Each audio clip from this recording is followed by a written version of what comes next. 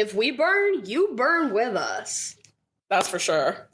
If we burn, you burn with us! You sound like you're about to jump into a mosh pit. I'm about to freaking be on the front lines against the Capitol trying to get fucking District 13 back on the map, bitch. Yeah, where to begin with this movie? Oh my god, welcome to the swamp. Hey, hi, it's our podcast. It's an acronym. Stands for some whack-ass movie podcasting. My name is Dara. I'm Emily. And we talk about a different movie every week. And this wonderful month of January, we have decided to just go back to the classics and do some young adult book to movie adaptations. And we've done the previous two Hunger Games movies on this show before. So if you haven't listened to those episodes, you can find them. We talked about Hunger Games and Catching Fire. And we're like, well, of course, we've got to finish out the series. Yeah, it's too iconic not to. So we're on part one. Yeah, we really dragged our feet on this for a long time. I mean, it just is not a desirable installment of the franchise to watch. I haven't probably watched this since I saw it in theaters as a child, to be frank. And I've probably rewatched all of the other ones. Fair. Yeah, I mean, a fair amount. This one, this movie the very last one, part two. Yeah, no. I don't really fuck with. No, the whole of Mockingjay. I didn't fuck with the book either. I'm like, where are the child murder Olympics? That's what I'm here for, right? Like, yeah, I'm not here for political allegory. I'm here for love triangles. And fucking side braids and archery. Once it started to get serious, you said, I'm done. I said, I'm not interested. I said, this is like real life. Exactly. No, I read the books. At this point. I read the books. I read all of them. I just remember not ever rereading Mockingjay. I totally reread the first two. Like, fair enough. For sure. Yeah. And the first two movies, obviously. Obviously. No, definitely. I agree with you there. I would say, though, I have watched Mockingjay. I was down bad, like, sometime in the last year. So bad that I rewatched Mockingjay Part 1. Wild. Yeah.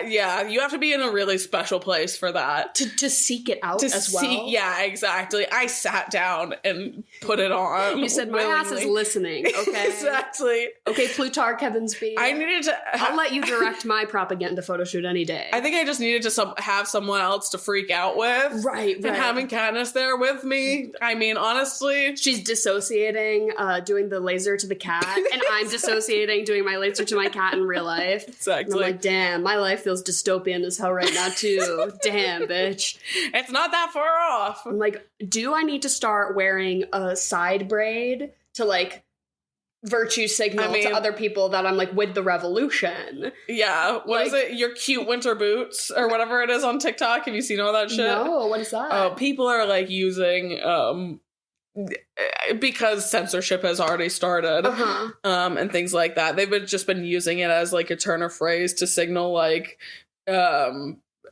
not revolution, not revolution's not the right word, like, but like resistance. Okay, yeah, sure.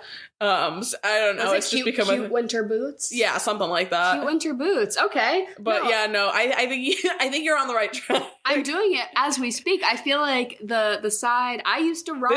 This was your everyday. I used to rock the side braid most days to middle school. Yep. Because I was like, you know what? What other way? You know? Yeah. What else is a girl to do? But having watched this movie probably twice within the last year, I will say. And especially coming off of a Divergent watch, I changed my mind a little bit with this movie. This movie is not so bad after all.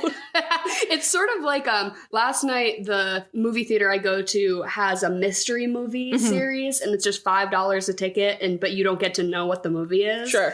And the movie that it ended up being was like not particularly great or anything, but it just was not as bad as some of the other, like, released, you know, whatever's out right now. Sure. Like, what it could have been. You thought you were going to see, like, a flop Disney movie. I thought I was about to see, like, Moana 2 or fucking Novocaine Yes. or whatever other Jack Quaid, but it ended up being the companion, which is also Jack Quaid. But I was like, the less shitty option. I was for like, Jack this Quaid is fine movies right now. Right. I was like, this is fine, but I was like, damn, this is awesome because at least it's not worse. So I feel like, and for $5, steal. Right. And it's True like, steal. Yeah, I don't know. But that's why I was like so pleased. I was like $5 to see a pretty okay movie. Hell yeah.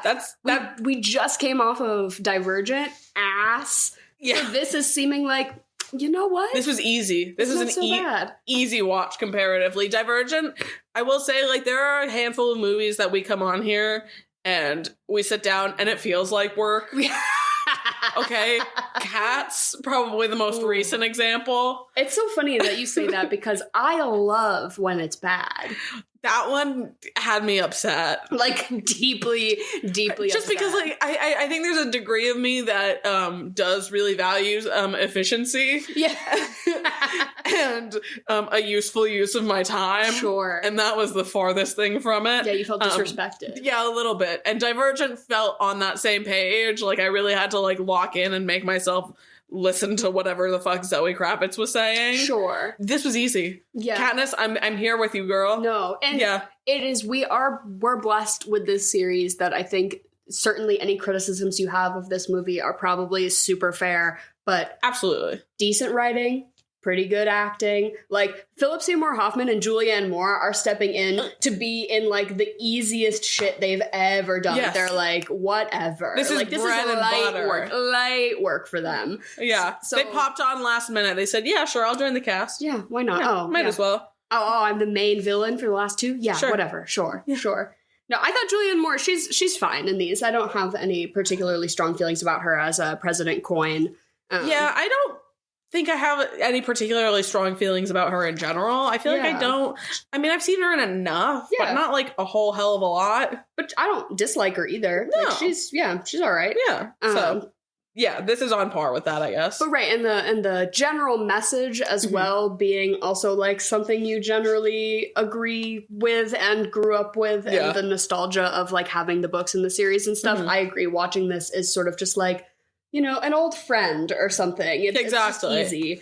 But that, I feel that way about all these movies. You know, they're just always sort of like on in some capacity. But this one, the least so, for sure. I definitely not as familiar. And to be quite honest, there's a reason why I don't really remember anything from it, because I didn't really need to.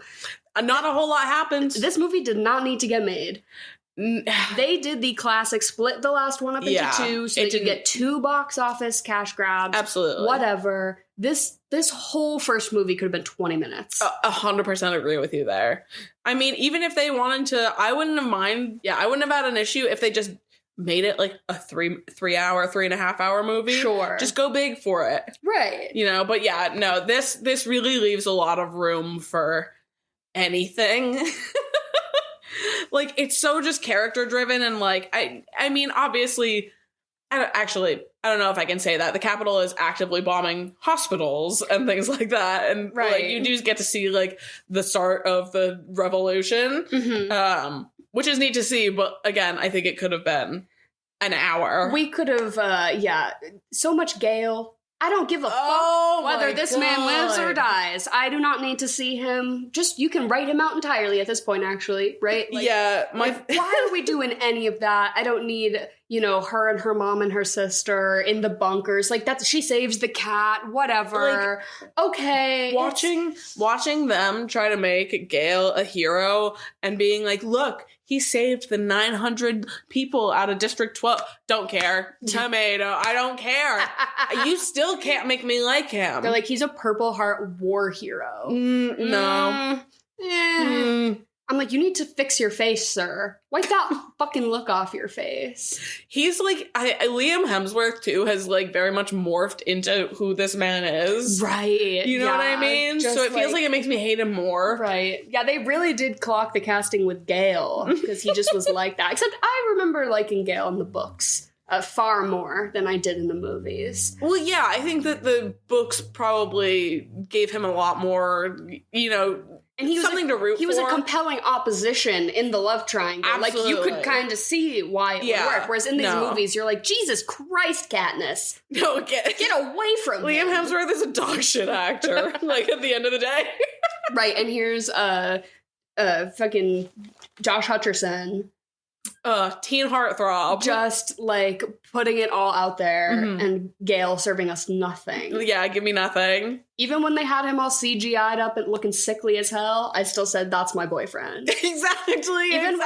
Even when his orange dye job was grown out, his yellow ass. Dara, that was the first note that I had in my... Horrendous. I think this is probably one of the worst dye jobs out of the whole franchise that they gave him. And do you want to know something incredible? Tell me. Jennifer Lawrence wearing a wig. Oh, yeah. I thought it was great. I thought it was a wonderful wig. I thought it looked really good. You know what? Honestly, I will take your word for it. I have no opinions or any valid takes on wigs. Well, I was more just like, usually you can, you're like, okay, Nicole Kidman. Yeah. Come on, girl. Well, yeah. That's a hard hairline we're working with. But you think they did a good job with her? I thought they did a really good job. Okay. Yeah, because I remember, I only make note of it because culturally, she cut her hair. She did the pixie cut. That's the thing. That's and the only reason. And that was a big, like, moment, like, oh my God, she did the pixie cut. Yeah, that was the only thing that, like... And then every other bitch got a pixie cut. Fucking... You think? The bitch from Divergent. Oh, Shailene Woodley, and then they literally had her keep it in the movie. Like, well, didn't she do it for Hazel Grace though? Sure, whatever. I mean, I feel like that's every bitch was getting the pixie cut. Katy Perry, she did the pixie cut. Probably later. Oof. Yeah, that was rough. Yeah, that's the only thing. I just remembered it like referentially because I was insane. Right. No, but I thought it was a good wig. I was pleased with the wig. I'll take that. Yeah, I'll take that. Julianne Moore's wig was wigging a little bit harder. But I like that wig. But I felt like her wig should be wigging. Yes, absolutely. Like, it makes sense. It was meant to be a statement wig. And when friggin' Effie Trinket, our Western Mass hometown hero, Elizabeth Banks, of course, when she reads her down, she said, I don't even know what she said, but she's like something about her hair needs to change. In her little wrap towel. She wasn't even in the book, like, really at all. And I guess Elizabeth Banks' performance, specifically in movie 2, had Suzanne Collins say to the director, I don't care what you need to do, put her in movie 3 more. I love when an author can, like, see something that's, like, taken on a thing of its own. But also, like, we get introduced to fucking 27 new characters this movie. I don't need anyone else. It's good to me that Effie replaced what would have been a different team of people or something, because this fucking film crew, I'm like, I don't care. I don't really need Mahershala Ali there. Well, no, he was nice to look at. I wasn't mad at Mahershala Ali being there because he just sort of served his purpose. And I wasn't mad at Philip Seymour Hoffman. Obviously, I could never be. How could you? I could never be. And he was in the last movie, it's making sense. Yeah. But Natalie Dormer in her fucking undercut and her the shaved sides, her corked up team of fucking social media video specialists were just like pissing me off. They are a crucial part of the story, unfortunately. Like, that's not one of those things too that they just added into the movie. That was also very much in the book. Very important. Yeah. No, I was just with Katniss. I was like, dude, this is fucking pissing me off. But yeah, no, Katniss, like, being asked by, what was her name? Cressida? Yeah, Cressida. She's like, Katniss, what do you want to say? As Katniss is having a full-blown panic attack. Right. She literally just saw a hospital get bombed, and they were like, can you give us a one-liner? Please. A one-liner. Mind you, she does give a fire speech. Well, yes. If we burn, you burn with us. Yes. Like, she was so real for that. But... yeah, I don't know. I was with the mind of like, can y'all fucking, and even them like trying to create real moments of like her singing and shit, but like, get in on that, zoom in tighter. Yeah. I was like, ew. I think it's especially just too because we live in such touched up, and I mean, we're living amongst propaganda every single day of our life, every minute of our lives, basically. So I think maybe it's just that is really icking me right now. Yeah, I was going to say, because I do remember actually really loving those characters in the book when I was a kid, when I was, reading them originally. I thought that the film team was really cool, obviously, because that's like something I was interested in. And I remember really liking in the movie, like I thought her hair was so cool. But now this time I'm like, ugh, I'm so over this. Yeah. Like, just enough time has passed, I guess. It no longer feels like a fun detail in a movie. It's just like, ew, this is just like real life. I hate it. Exactly. I'm like, no, please, everyone leave Katniss alone for a fucking second. Let her process her emotions in peace. And Philip Seymour Hoffman's like, no, use that, get that. He's like, are the cameras rolling? The cameras were rolling when she was talking just then, right? When she was crying. We caught that. We caught that on camera, and everyone's like, yeah. I was thinking while I was watching this too about what it was like seeing these in the theaters, because I remember watching this and loving it, of course. Yeah, I mean, like, going to the midnight premieres of these were like... it's like iconic. Yeah, I guess just iconic. Yeah. The bitches that dressed up. Love. Oh yeah, the side braid, you best know. And I had the little pin from Hot Topic, of course, on my black leather jacket. I'm shocked you didn't make like a Capitol outfit. Oh, that would have been dope. Out of like tissue paper or something. Well, you're a crafty lady. I feel like you've always been a crafty lady. And I do love to dress up for a function.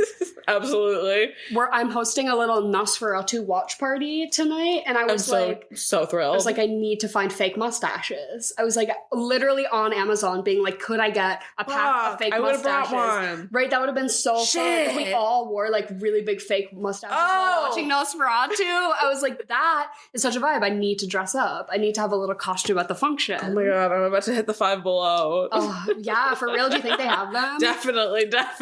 I love Five Below. I'll say it. Sorry, that was unpaid advertising that I'm going to leave in the episode, because Five Below, if you'd like to reach out to me, you can give me as many of... They have like a whole aisle that's just those little guys in packages, and you don't know which one you're gonna get, and it's like from different stuff, so it's like the it's like the Calico Critters, or it's and it's like just $3, so obviously it's five. Well, yeah, sure, or below, exactly. It could be $3. Can we talk about how this unlocked a fear of being trampled for me? Oh, you didn't have that before? I mean, it just wasn't one that was on the forefront of my mind, I guess. Because I feel like we're both kind of little guys. I feel like as a smaller person growing up, like when you're in gym class and in sports and stuff, being made like acutely aware of that a bigger person could just trample you at any moment. Yeah. It's like a, fight or flight survival thing, I feel like you get. Yeah. Maybe it reawoke into fear, because there was one time I was in the second grade. I remember almost being run over by the snowball. It was like up to my torso. I'm dead serious. You're like, I can't breathe. And it was like bigger than me. Right. So like, at least a traumatic brain injury had it gone all over me. But like, yeah, watching Katniss get her ass beat down those stairs brought a lot back. Watching Katniss get her ass beat by Peeta at the very end. I don't think I ever realized how, intense. Truly, violent. They show all the blood vessels in her eye explode. It's so visceral, and he's choking her out. And it takes Mahershala Ali 27 whole seconds to find something and smack him. I'm like, dude, tackle him. You need to get him off of her. Yeah, no, like, I remember thinking, like, the neck brace was, like, a bit much in the past, but I'm like, oh no, that bitch is lucky to be alive. Yeah, literally. Like, the smashing into the glass and then fully being, like... slamming her head against the concrete ground. Wild. Like, oh my, this poor bitch cannot get a break. Truly, I don't think there's ever been a character that's had it through it as bad as Katniss has in the last 2 years. Literally. Jesus Christ. And I mean, like, spoiler alert, her sister gets blown up, so it's only gonna get worse from here. And not her dumbass sister running back for that fucking cat. I'm sorry, I would do it too. I am that bitch as well. Yeah. But I'm like, do not scare her like that, Prim. It's like, Prim, you sit your ass back down. My question is, did Prim get all the way downstairs into the bunker, remember the cat, and then go back up? Or do you think she just went right from the cafeteria? Oh, like maybe she like pivoted at some point. I gotta go back. Yeah, I don't know. Yeah. I can't speak on that because I am an apologist. I would also go back for my cats. Fair enough. I always think, I'm like, if my apartment building was burning down, my cats are awful to like get into their carriers. Yeah. I'm like, what would I do? I like constantly am trying to strategize an exit plan. Like, how would I get them out? Yeah. Without them just like scrambling away. I don't know. So let's just hope my apartment doesn't burn down, you know? Yeah, no, truly. Winston's being so good. He sat right behind you this entire time. Oh, yes, he's being nice. He's having nap time. Midday nap time in the sunbeam. I wish I'd come back as a house cat next time, honestly. Oh my God. If I pay my dues and I make good, you know, I'll be a house cat next time around. Yeah. In a nice, cushy household like these bitches have it. Wet food every day. Enrichment. Chilling in the sunbeam. That's all I want. Yeah, I feel like my karma's pretty good. Like, I think you're on your way too. I don't know. I can see that for you. I don't really get down too much with like astrology or like having past lives and stuff. Like, I'll blanket believe in that stuff because I just think it's fun. Yeah. But I don't actually know like about like, what all the shit means and stuff. But one of my friends was telling me once about how like you have a life cycle and like life cycles, and when you're born you've like either lived lives before or not, but it's like she's like, you're brand fucking new. Like, you have not had past lives because you do not know how to navigate the world. So it's like, when I die, I'm going to become another person who's like a little wiser next time, you know? But some people you can tell that they're like on they're on number, you know, like number 8 or 9 because they're kind of like with it, you know? She could tell that you were brand new? Well, she was just telling me, she's like, you're just like an idiot. There's no way you have any past lives. She said, you're giving me brand new. You're giving me life number 1. Interesting. Yeah. Who was this? This was Rachel. She was just telling me, yeah. I'm going to have to ask Rachel what life she thinks I'm on. It's just probably number 1. I don't know. Yeah, or she'll probably tell you, like, it's just like an indirect way of being like, how wise and mature do you think I am? On a scale of 1 to 8, it's just like, okay. If you're on number 1, I'm definitely on number 1. Well, Rachel also has seen me at my most dire of Fair enough. Who has 2 thumbs and just bought 6 boxes of Girl Scout cookies? This guy. 6? Well, yeah, when you're ordering on the form, it feels so official. I had a coworker bring in her daughter's like form, do it the old way, and I was like, mad respect for putting the form out in the work break room. I was like, I gotta give it to you. That's and smart. I was looking, and I was like, well, if I'm placing an order, I'm placing an order. Like, this isn't, you know, 1 Samoa here, 1 Thin Mint there. No, this is a 6-box order. See, I'm on such an opposite end of a spectrum because the place that I get my Girl Scout cookies is at the Ruggles station. From a table, from like a pop-up table that they do there? One at a time. It's always slammed with Northeastern students. Obsessed. Yeah, I bet they make bank at the train station. That's genius. Yeah. 1 box at a time. Speaking of what we're about to do, which is chocolate or vanilla, Jen's interim podcast segment where she says 2 things. We all say which one we like better. Who is Jen? You may be asking yourself. She's my mother. So to kick it off, though, what's everyone's favorite Girl Scout cookie? As we are declaring things we like, I like the Samoas. That's my fave. Yeah, Samoas easily. Mm-hmm. Yeah, for the sweep. Samoas for the sweep. I notably am a Thin Mint hater because I don't like mint and chocolate together. But that's just a me issue. I can respect, honestly, I'm glad there's no white cream involved in a Thin Mint. It's just like the cookie. That I respect. Yeah, just some crunch and some chocolate. We don't need the toothpaste. We don't need toothpaste to be present in a dessert, is my thought. Nevertheless, Jen, is there a theme this week? I forgot that we were on already. There is a theme. So shout out to Amherst, Mass, where Dara and I are. It's going to be a long one, you guys. Where Dara and I are going to see most of the Oscar noms, I bet. So these are choices of foods that are at restaurants in Amherst, Mass. Amherst, Mass, for those who may not know, is a pretty notable college town in our state. And our state has a lot of college towns. We're kind of a college state, some would say. But Amherst is like where, so there's like Boston is the city and Massachusetts, obviously, but then Amherst is like where the kids go to college that isn't in the city. It's like out in the hills, but it's like a huge campus, you know, and that's where all the college is. But so then there's also like stuff because so many college kids live there that there is like industry, of course. Amherst Mass, Amherst Mass shouts it out. It's Jen. So our favorite independently run local cinema is in Amherst. And honestly, they play all the shit we need to see. Like, it's like we shouts it out and we love it, but it's like a lot of the time we don't even have a choice. It's like it's the only place that's playing X, Y, Z because their programmer knows what's up. Yeah, we saw Nickel Boys Sunday and the theater was packed. Anyway, chocolate or vanilla? Chocolate. Vanilla. Chocolate. Chocolate, vanilla, or strawberry? Chocolate. And vanilla. Yeah, I'm going to go chocolate. Okay, so the Amherst Public House. You want the carnitas tacos or the smash burger? From, what is the name of the restaurant? Public House?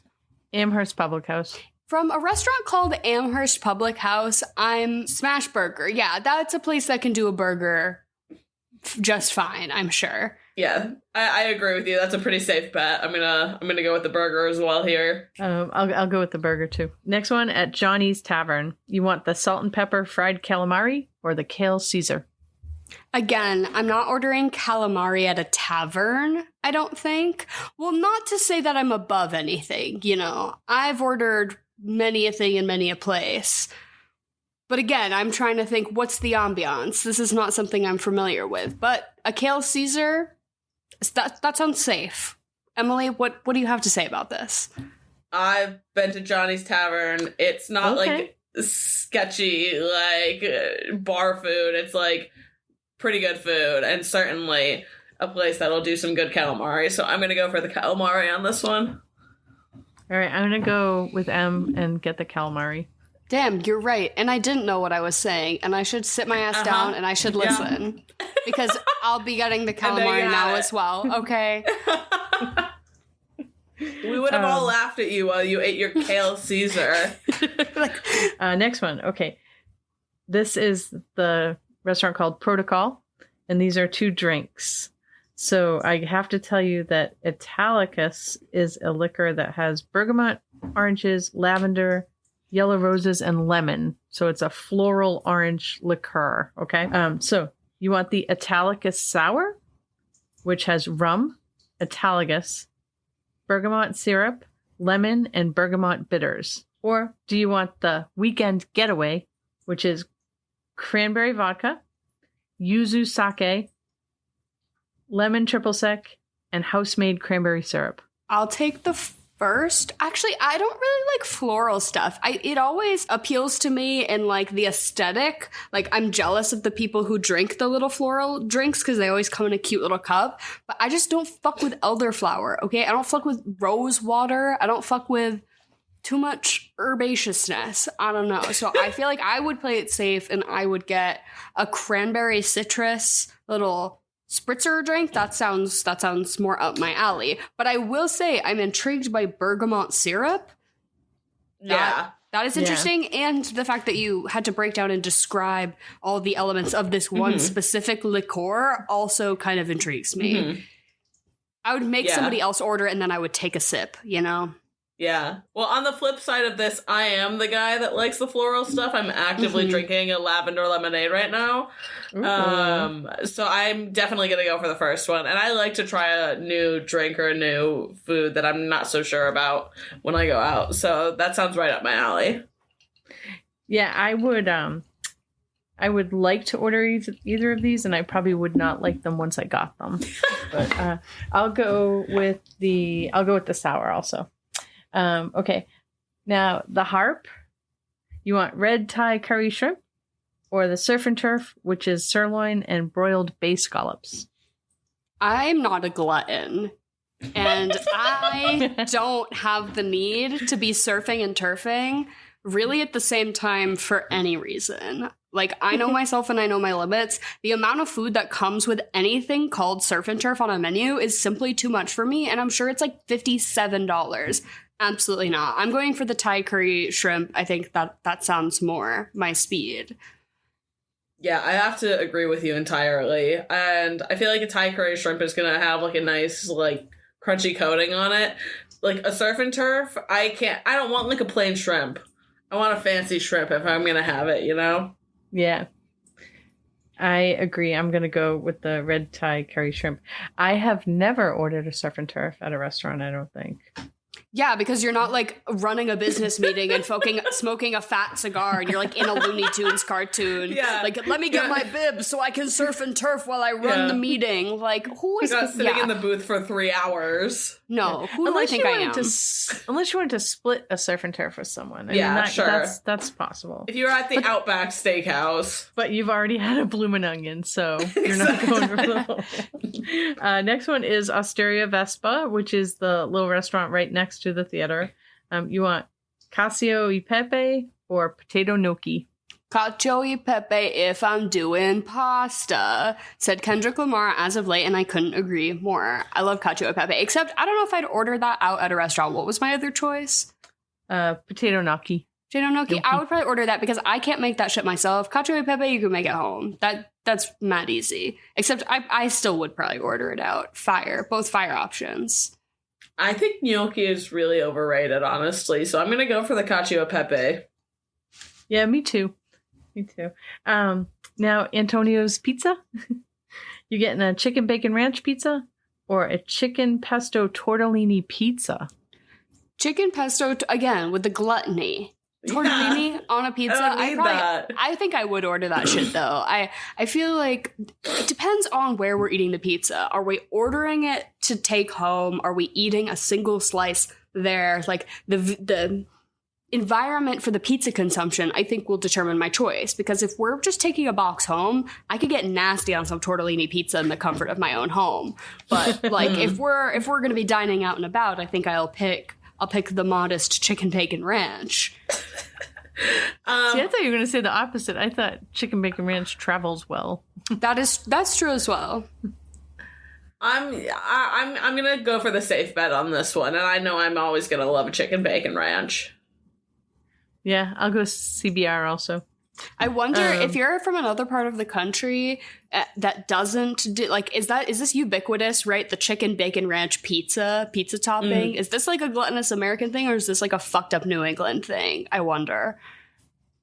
Curious. Instead of Googling, I'm just I'm gonna shout this into the void, you know? Yeah, we might get one response. Like, yeah, you idiot. There's CBR everywhere. I don't like barbecue chicken pizza. I love barbecue sauce, but not like on my pizza. Agreed. I don't discriminate. Next is Oriental Flavor, our favorite Chinese food restaurant there. Soup dumplings or scallion pancakes? Oh, both fire at this location specifically. This was the first place I ever had a soup dumpling, I want to say. And that is like life-changing. When you realize that they can put the soup in the dumpling, man. Yeah. Wow. Game changer. So I'll go with the soup dumplings. I'm going to go soup dumpling on this one as well, just because that sounds so nice right now. Oh my gosh, I'm going soup dumpling, even though the scallion pancakes are amazing there. Next one. At Pasta e Basta. So 2 chicken dishes.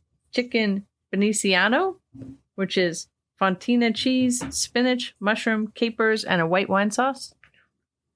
Or chicken verdicchio, which is fontina cheese, mushrooms, artichokes, and a white wine sauce. Ooh, I'll go with the second one because I don't really fuck with capers because Jen gave me the aversion to peas gene. And even though I really don't think I mind the taste of a caper, I think they look too much like peas for me not to be like perturbed by them. So I can't do capers. So I'll go with the artichoke pasta.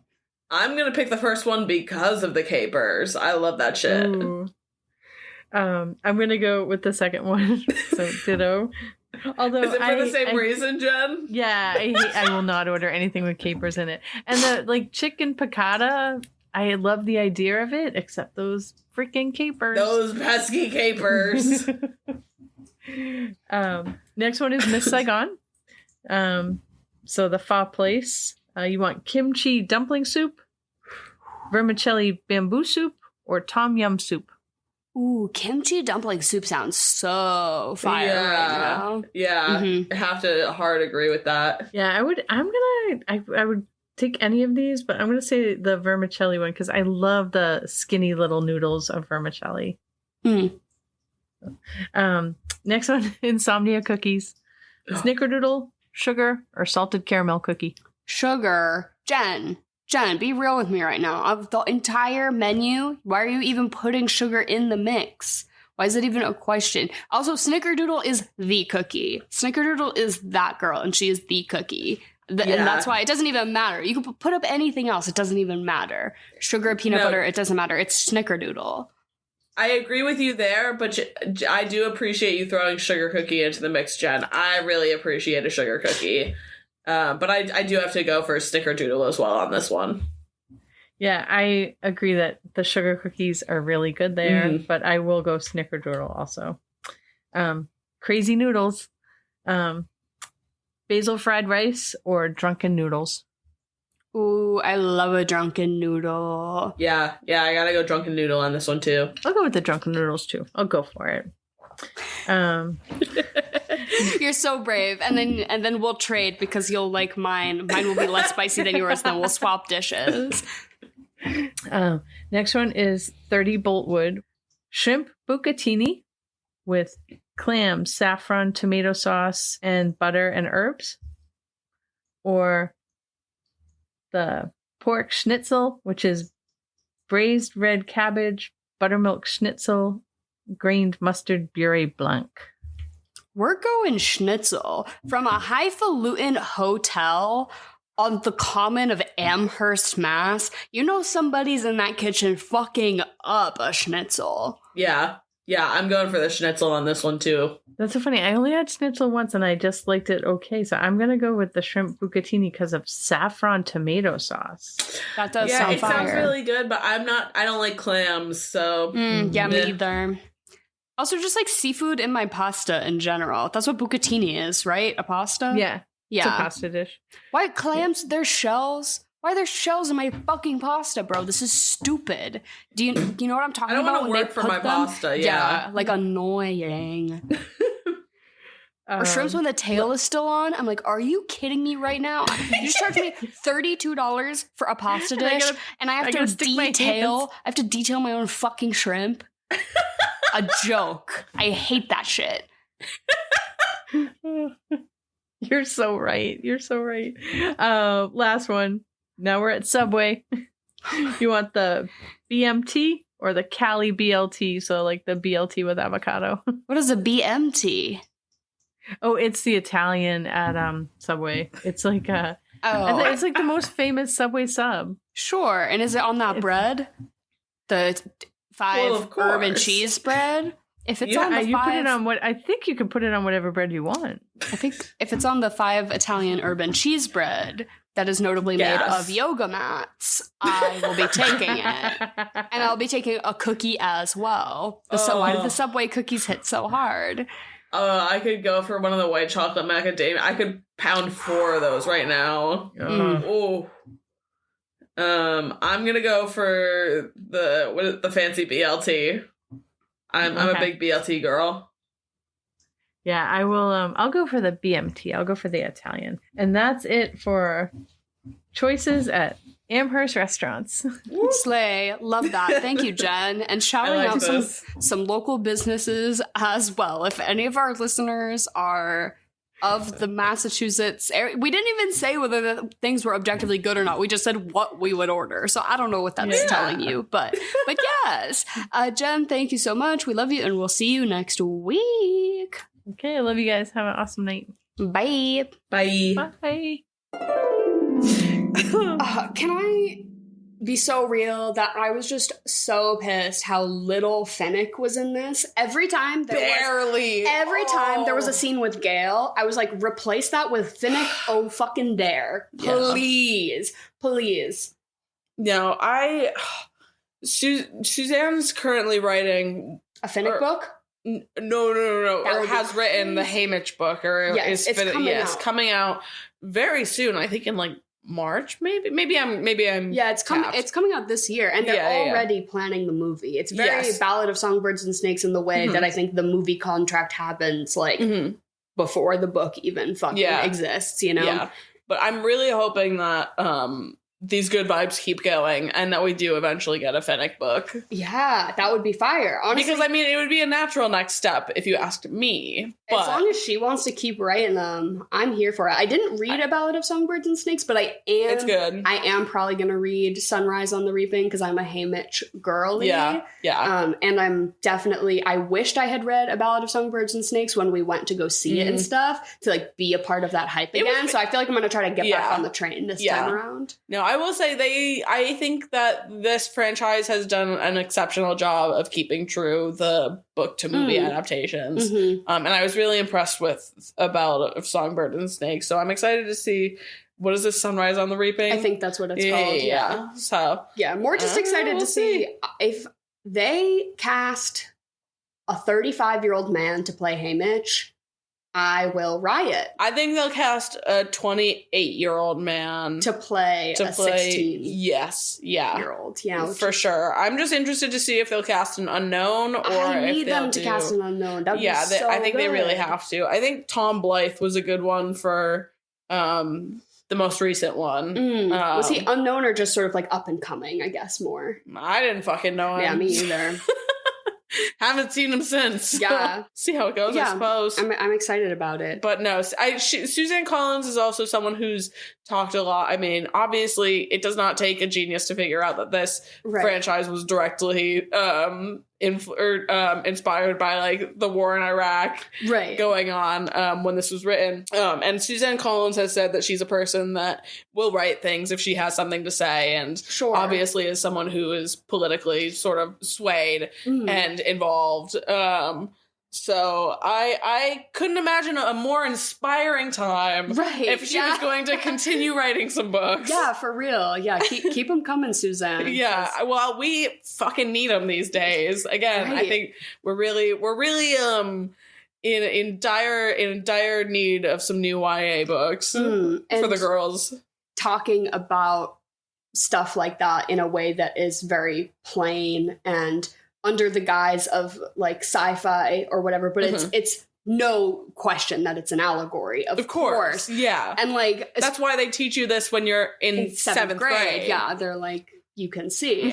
That's why they're also banning books right now. Yeah, yikes. But I feel like you were talking about censorship earlier, and something that really struck me, like hearing words that people tend to avoid now or like work around and stuff, and like obviously the word ceasefire is very much in the current lexicon, of course, and I wouldn't say that there's like too much erasure of that one because it is just like a factual term. I don't know, like the whole like killing, unaliving, whatever. Oh yeah, like segs or whatever. Okay, yes, like you were talking about like workarounds and stuff. Yes, but just like the constant use of ceasefire in this movie, I just wonder if in current future times, like nearing future times, I guess, there will be like less of use like that because it makes me think of Dune and how they didn't say jihad in the Dune Prophecy show at all, whereas it's mentioned like 3,000 times in the fucking book. It's literally called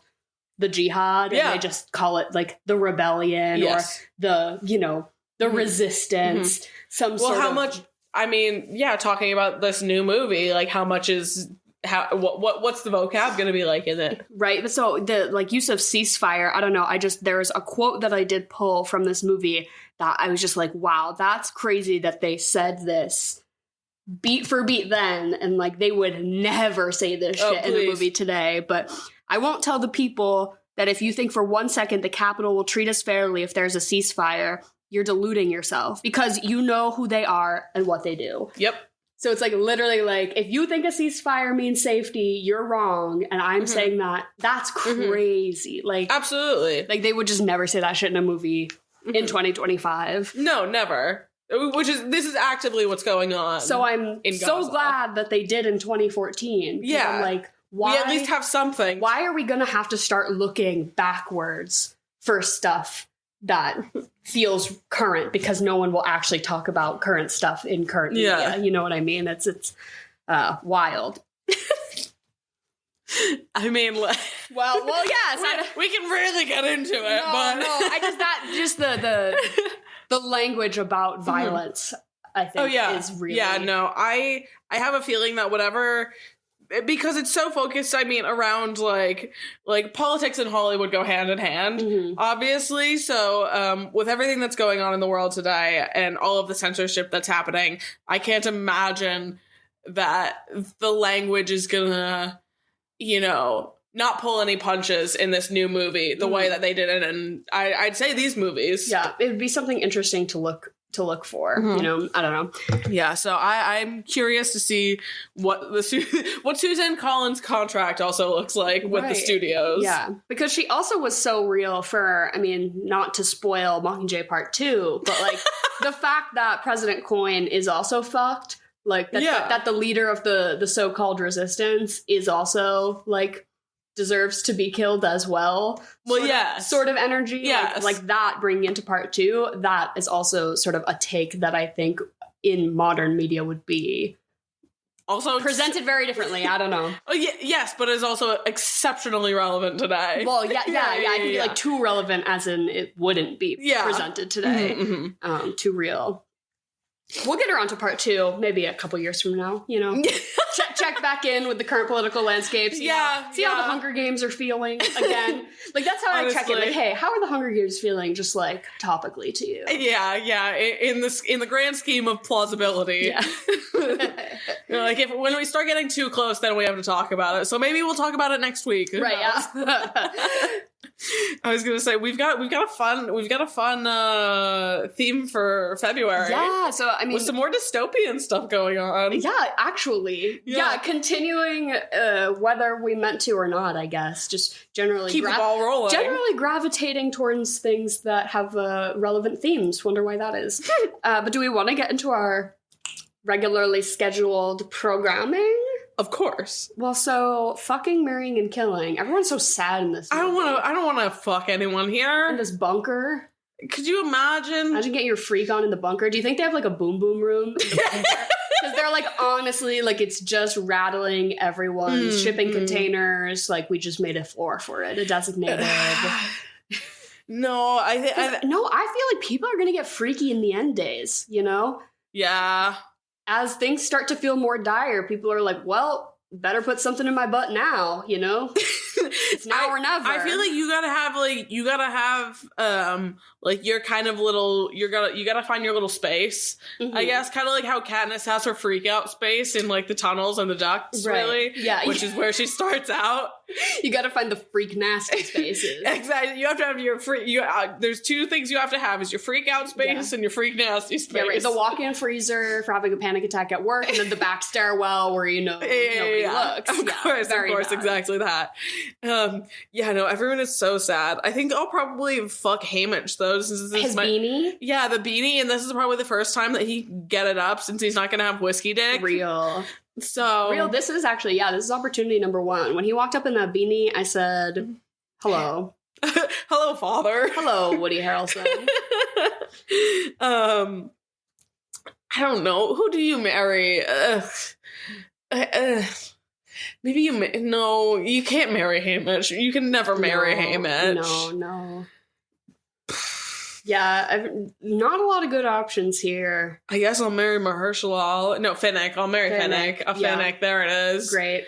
Killing Gale, obviously.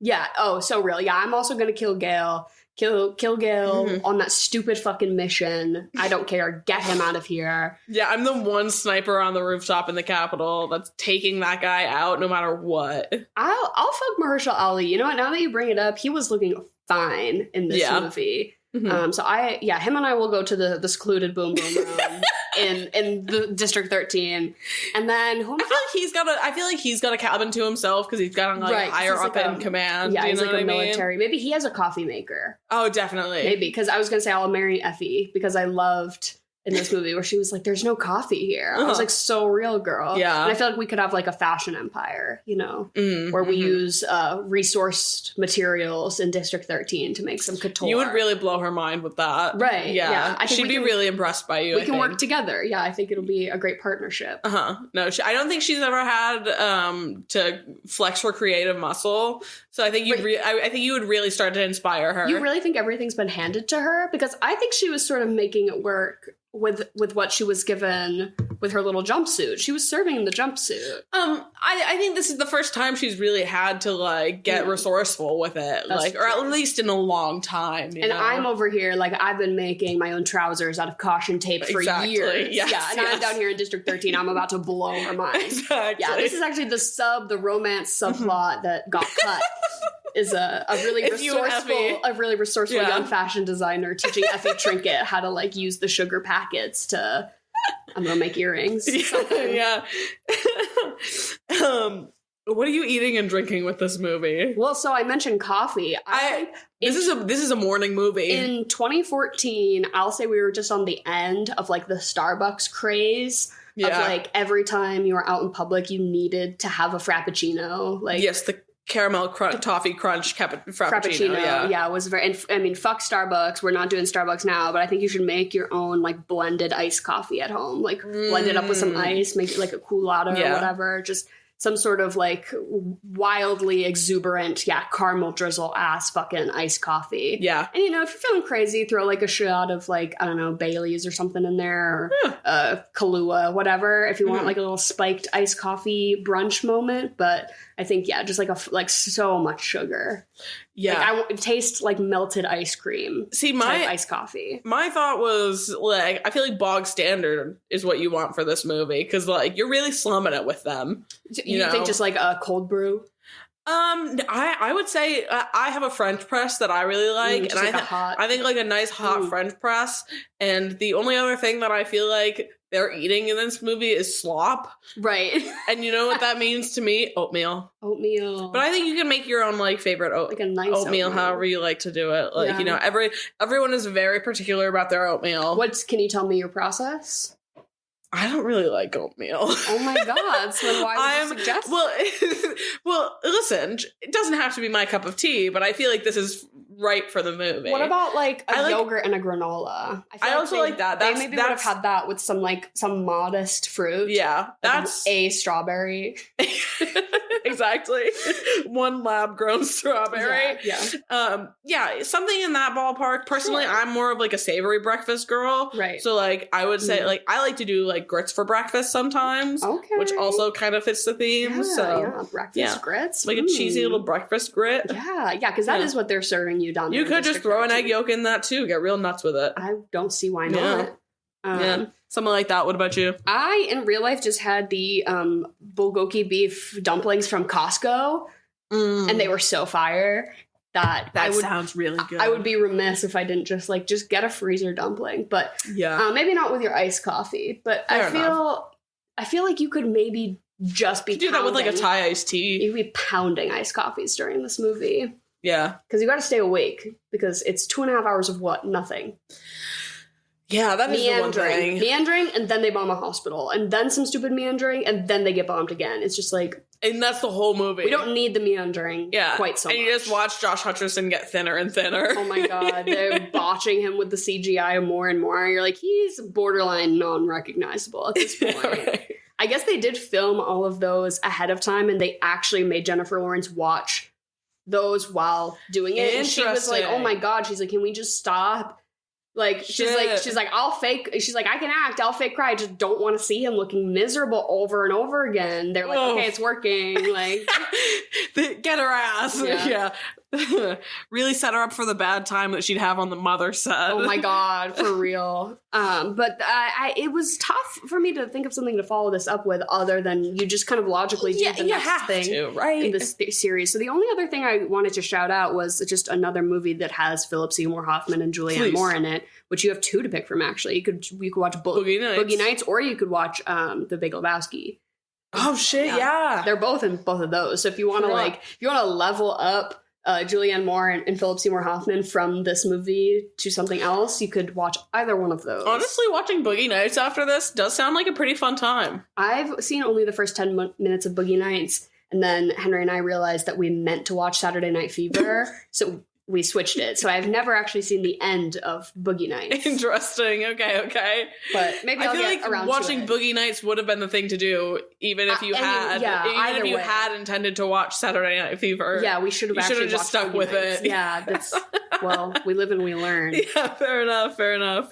What are you gonna rate this? Oh, I'll give it a 5. Yeah, 5. Like a 4. Straight maybe down the middle. 4. It's just, I feel no need to revisit this one. The whole thing did not need to be 2 parts. It was a cash grab. It's kind of stupid. Whatever. The next one's just gonna be like, they just traumatize you and then it ends. And it's sort of like, we all know that Catching Fire is the one. Yeah. So it's sort of like, That's why it's taken us this long. Right. It's like, okay, the rest of the series is like, it's all downhill. It's there, but it's like, she was our crown jewel.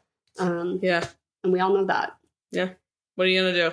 And thank you for listening to The Swamp. Next month, we're going to let Jen pick the movies. She's going to do a chocolate or vanilla format where she came up with a category and 2 movies, and we picked one from those 2. Because nothing can just be a decision. Everything has to be like some sort of like organized flow chart into a questionnaire, into a survey. I love it. So we're going to do some movies picked by Jen.